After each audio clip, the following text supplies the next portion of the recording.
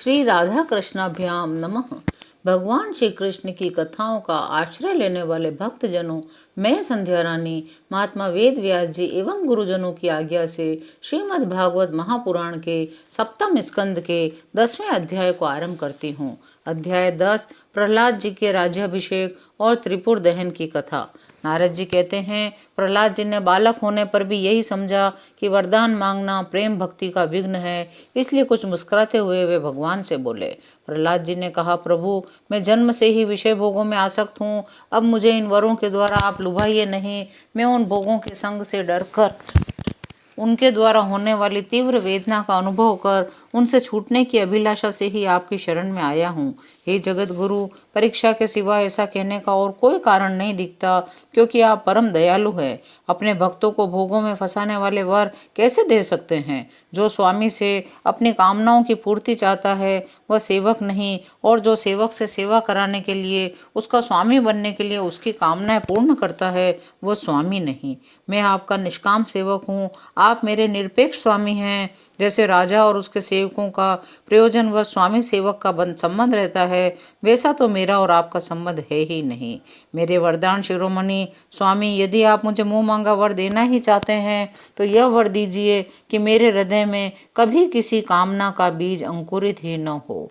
हृदय में किसी भी कामना के उदय होते ही इंद्रिय, मन, प्राण, देह, धर्म, धैर्य, बुद्धि, लज्जा, श्री, तेज, स्मृति और सत्य, ये सब के सब नष्ट हो जाते हैं। कमल नयन, जिस समय मनुष्य अपने मन में रहने वाली कामनाओं का परित्याग कर देता है, उसी समय वह भगवत स्वरूप को प्राप्त कर लेता है। भगवान, आपको नमस्कार है। आप सबके हृदय में विराजमान उदार शिरोमणि स्वयं परम ब्रह्म परमात्मा हैं। अद्भुत नरसिंह रूपधारी श्री हरि के चरणों में मैं बार बार प्रणाम करता हूँ। श्री नरसिंह भगवान ने कहा, प्रहलाद, तुम्हारे जैसे मेरे एकांत प्रेमी इस लोक अथवा परलोक की किसी भी वस्तु के लिए कभी कोई कामना नहीं करते। फिर भी अधिक नहीं, केवल एक मनवंतर तक मेरी प्रसन्नता के लिए तुम इस लोक में दैत्याधिपतियों के समस्त भोग स्वीकार कर लो। समस्त प्राणियों के हृदय में यज्ञों के भोक्ता ईश्वर के रूप में मैं ही विराजमान हूँ। तुम अपने हृदय में मुझे देखते रहना। मेरी लीला कथाएं जो तुम्हें अत्यंत प्रिय हैं सुनते रहना। समस्त कर्मों के द्वारा मेरी ही आराधना करना। इस प्रकार अपने प्रारब्ध कर्म का क्षय कर देना। भोग के द्वारा पुण्य कर्मों के फल और निष्काम पुण्य कर्मों के द्वारा पाप का नाश करते हुए समय पर शरीर का त्याग करके समस्त बंधनों से मुक्त होकर तुम मेरे पास आ जाओगे। देवलोक में भी लोग तुम्हारे विशुद्ध कीर्ति का गान करेंगे। तुम्हारे द्वारा की हुई मेरी स्तुति का जो मनुष्य कीर्तन करेगा, साथ ही मेरा और तुम्हारा स्मरण भी करेगा, वह समय पर कर्मों के बंधन से मुक्त हो जाएगा। प्रहलाद जी ने कहा, महेश्वर, आप वर देने वालों के स्वामी हैं। आपसे मैं एक वर और मांगता हूँ। मेरे पिता ने आपके ईश्वरीय तेज को और सर्वशक्तिमान चराचर गुरु स्वयं आपको न जानकर आपकी बड़ी निंदा की है। इस विष्णु ने मेरे भाई को मार डाला है। ऐसी मिथ्या दृष्टि रखने के कारण पिताजी क्रोध के वेग को सहन करने में असमर्थ हो गए थे। इसी से उन्होंने आपका भक्त होने के कारण मुझसे विद्रोह किया। यद्यपि आपकी दृष्टि पड़ते ही वे पवित्र हो चुके हैं, फिर भी मैं आपसे प्रार्थना करता हूँ, उस जल्दी नाश न होने वाले दुस्तर दोष से मेरे पिताश्री शुद्ध हो जाएं। श्री नरसिंह भगवान ने कहा, हे निष्पाप प्रहलाद, तुम्हारे पिता स्वयं पवित्र होकर तर गए। इसकी तो बात ही क्या है। यदि उनकी 21 पीढ़ियों के पितर होते तो उन सब के साथ भी वे भी तर जाते, क्योंकि तुम्हारे जैसा कुल को पवित्र करने वाला पुत्र उनको प्राप्त हुआ। दैत्यराज, मेरे भक्ति भाव से जिनकी कामनाएं नष्ट हो गई हैं, वे सर्वत्र आत्मभाव हो जाने के कारण छोटे बड़े किसी भी प्राणी को किसी भी प्रकार से कष्ट नहीं पहुंचाते। संसार में जो लोग तुम्हारे अनुयायी होंगे वे भी मेरे भक्त हो जाएंगे। बेटा, तुम मेरे सभी भक्तों के आदर्श हो। वत्स, तुम अपने पिता के पद पर स्थित हो जाओ। वेदवादी मुनियों की आज्ञा के अनुसार मुझ में अपना मन लगाकर मेरी शरण में रहकर मेरी सेवा के लिए ही अपने सारे कार्य करो। नारद जी कहते हैं, युधिष्ठिर, भगवान की आज्ञा के अनुसार प्रहलाद जी ने अपने पिता की अंत्येष्टि क्रिया की। इसके बाद श्रेष्ठ ब्राह्मणों ने उनका राज्याभिषेक किया।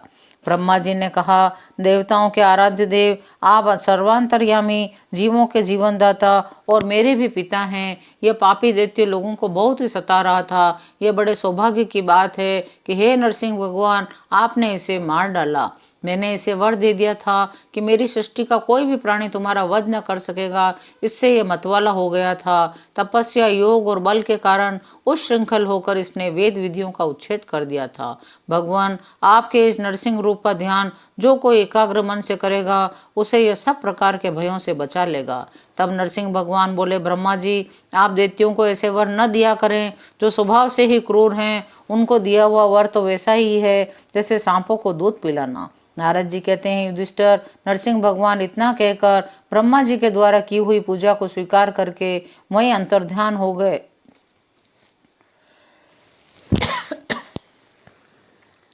इस प्रकार भगवान के वे दोनों पार्षद जय और विजय दिति के पुत्र दैत्य हो गए थे। वे भगवान से वैर भाव रखते थे। उनके हृदय में रहने वाले भगवान ने उनका उद्धार करने के लिए उन्हें मार डाला। ऋषियों के शाप के कारण उनकी मुक्ति नहीं हुई। वे फिर से कुंभकर्ण और रावण के रूप में राक्षस हुए। उस समय भगवान श्री राम के पराक्रम से उनका अंत हुआ। वे ही अब इस युग में शिशुपाल और दंतवक्र के रूप में पैदा हुए थे। भगवान के प्रति वैर भाव होने के कारण तुम्हारे सामने ही वे उनमें समा गए।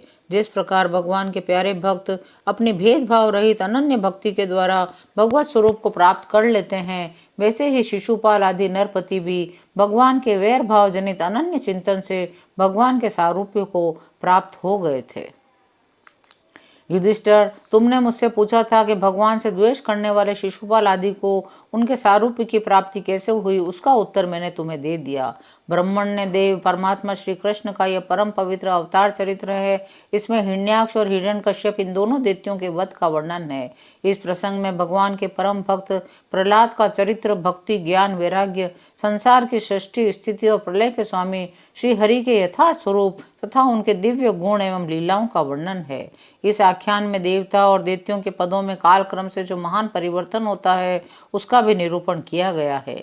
भगवान के पराक्रम से पूर्ण इस पवित्र आख्यान को जो कोई पुरुष श्रद्धा से कीर्तन करता और सुनता है वह कर्म बंधन से मुक्त हो जाता है।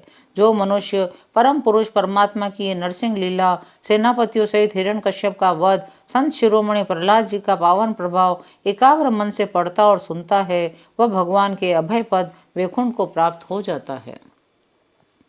युधिष्ठिर, यही एकमात्र आराध्य देव हैं। प्राचीन काल में बहुत बड़े मायावी मयासुर ने जब रुद्रदेव की कमनीय कीर्ति में कलंक लगाना चाहा था, तब इन्हीं भगवान श्री कृष्ण ने फिर से उनकी यश की रक्षा और विस्तार किया था। मय दानव किस कार्य में जगदीश्वर रुद्रदेव का यश नष्ट करना चाहता था?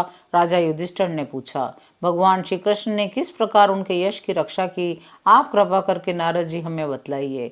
तब नारद जी ने कहा, एक बार इन्हीं भगवान श्री कृष्ण से शक्ति प्राप्त करके देवताओं ने युद्ध में असुरों को जीत लिया था। उस समय सबके सब असुर मायावियों के परम गुरु मय दानव की शरण में गए।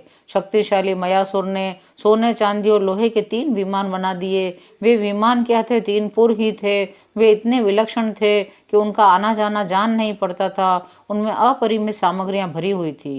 युधिष्ठिर, दैत्य सेनापतियों के मन में तीनों लोक और लोकपतियों के प्रति वैर भाव तो था ही, अब उसकी याद करके उन तीनों विमानों के द्वारा वे उनमें छिपे रहकर सबका नाश करने लगे। तब लोकपालों के साथ सारी प्रजा भगवान शंकर की शरण में गई और उनसे प्रार्थना की, प्रभु, त्रिपुर में रहने वाले असुर हमारा नाश कर रहे हैं।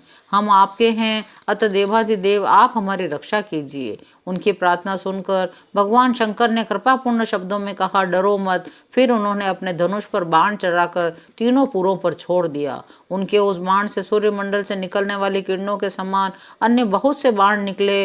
उनमें मानो आग की लपटें निकल रही थी। उनके कारण उन पुरों का दिखना बंद हो गया। उनके स्पर्श से सभी विमान निवासी निष्प्राण होकर गिर पड़े। महामायावी मय बहुत से उपाय जानता था। वह उन दैत्यों को उठा लाया, अपने बनाए हुए अमृत के कुएं में डाल दिया। उन सिद्ध अमृत रस का स्पर्श होते ही असुरों का शरीर अत्यंत तेजस्वी और वज्र के समान सुदृढ़ हो गया। इन्हीं भगवान श्री कृष्ण ने जब देखा कि महादेव जी तो अपना संकल्प पूरा न होने के कारण उदास हो गए हैं, तब उन असुरों पर विजय प्राप्त करने के लिए इन्होंने एक युक्ति की। यही भगवान विष्णु उस समय गौ बन गए और ब्रह्मा जी बछड़ा बने। दोनों ही मध्याह्न के समय उन तीनों पुरों में गए, उस सिद्ध रस के कुएं का सारा अमृत पी गए। यद्यपि उसके रक्षक दैत्य इन दोनों को देख रहे थे, फिर भी भगवान की माया से वे इतने मोहित हो गए कि इन्हें रोक न सके।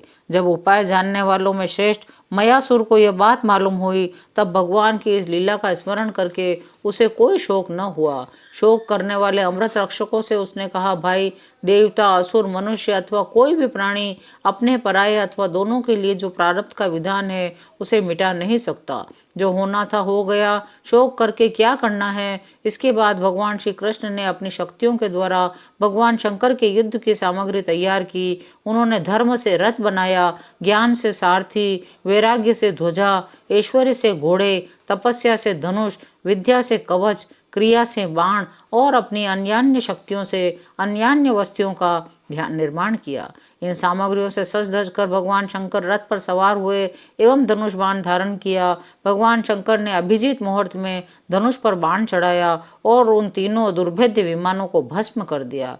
युधिष्ठिर, उसी समय स्वर्ग में दुंदुभियां बजने लगी, सैकड़ों विमानों की भीड़ लग गई। देवता, ऋषि, पितर, सिद्धेश्वर आनंद से जय जयकार करते हुए पुष्पों की वर्षा करने लगे। अप्सराएं नाचने और गाने लगी। युधिष्ठिर, इस प्रकार उन तीनों पुरों को जलाकर भगवान शंकर ने पुरारी की पदवी प्राप्त की। ब्रह्मादिकों की स्तुति सुनते हुए वे अपने धाम को चले गए। आत्मस्वरूप जगत गुरु भगवान श्री कृष्ण इस प्रकार अपनी माया से जो मनुष्यों की सी लीलाएं करते हैं, ऋषि लोग उन्हीं अनेकों लोक पावन लीलाओं का गान किया करते हैं। 10वां अध्याय यहीं विराम लेता है। शेष अगले अंकों में। जय श्री कृष्ण।